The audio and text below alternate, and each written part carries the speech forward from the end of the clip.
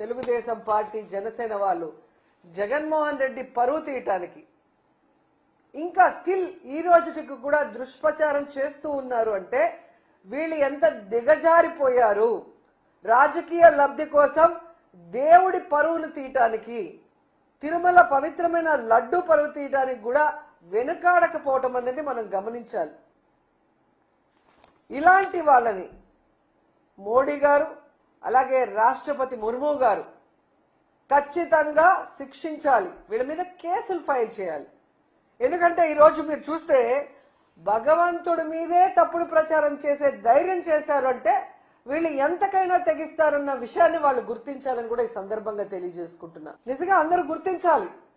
వీళ్ళు సనాతన ధర్మం అనే ముసుగులో ప్యాకేజీల కోసం చంద్రబాబు నాయుడు ఆడించినట్లు ఆడే రాజకీయ డ్రామా ఆర్టిస్టులు అనేది అందరూ తెలుసుకోవాలి. ఎందుకంటే ఈ పవన్ కళ్యాణ్ సనాతన ధర్మం ఆచరించేవాడైతే సనాతన ధర్మంలో ఆచరించాల్సిన ఏది కూడా ఈయన ఇంతవరకు ఆచరించలేదన్న విషయం పబ్లిక్ అందరూ కూడా తెలుసుకున్నారు. సో ఎప్పుడు ఏ గెటప్ వేయాలో చంద్రబాబు నాయుడు చెప్తాడు, దానికి సంబంధించిన ప్యాకేజ్ ఇస్తే దానికి తగ్గట్టుగా ఊగిపోతాడు. మోడీ గారు హిందూ ధర్మాన్ని పరిరక్షించే మీరు ఇలాంటి దేవుణ్ణి కూడా కించపరిచే వ్యక్తుల్ని మీ కూటమిలో పెట్టుకుంటే మీ మీదే ప్రజలకు అనుమానం వచ్చే అవకాశం ఉంటుంది. ముందు కూటమిలో నుంచి వీళ్ళని మెడబట్టి బయటకు గంటండి, తర్వాత వీళ్ళ మీద కేసులు పెట్టి కోర్టులో వీళ్ళని దోషులుగా నిలబెట్టండి.